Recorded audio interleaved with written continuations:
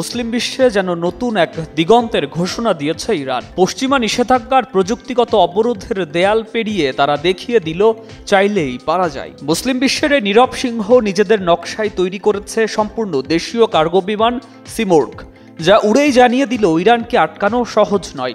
এই সফল পরীক্ষামূলক উড্ডয়ন কেবল এক প্রযুক্তিগত অর্জন নয়, বরং পশ্চিমাদের জন্য এক প্রতীকী জবাব, স্বাধীনতা ও সক্ষমতার গর্জন।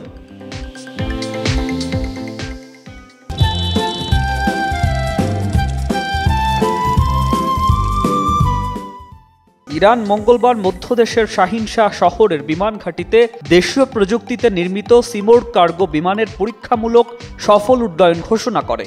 অনুষ্ঠানে উপস্থিত ছিলেন দেশটির প্রতিরক্ষা ও পরিবহন মন্ত্রণালয়ের উপপ্রধানরা, যা দেখায় এই প্রকল্পটি শুধু প্রযুক্তিগত নয়, বরং রাষ্ট্রীয় মর্যাদার এক প্রতিফলন।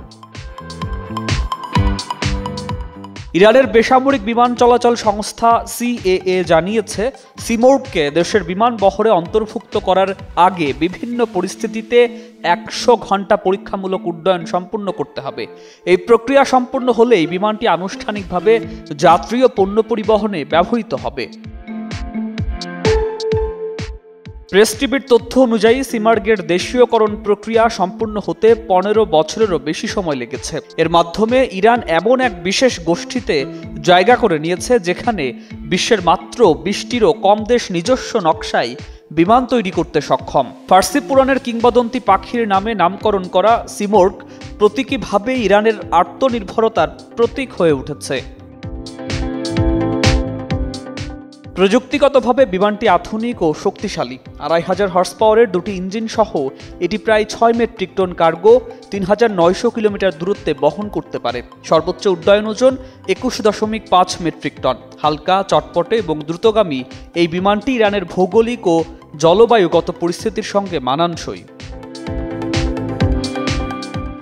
নিষেধাজ্ঞার কঠিন বাস্তবতায় যখন নতুন বিমান বা যন্ত্রাংশ কেনা প্রায় অসম্ভব, তখন এই দেশীয় উদ্যোগ ইরানের জন্য এক ঐতিহাসিক সাফল্য। বিশেষজ্ঞদের মতে সিমোর্গ শুধু একটি বিমান নয়, এটি ইরানের প্রযুক্তিগত স্বাধীনতার প্রতীক, যা মুসলিম বিশ্বকে আত্মনির্ভরতার নতুন এক বার্তা দিল পশ্চিমা আধিপত্যের মুখে। সুকান্ত সরকার, 21 টেলিভিশন।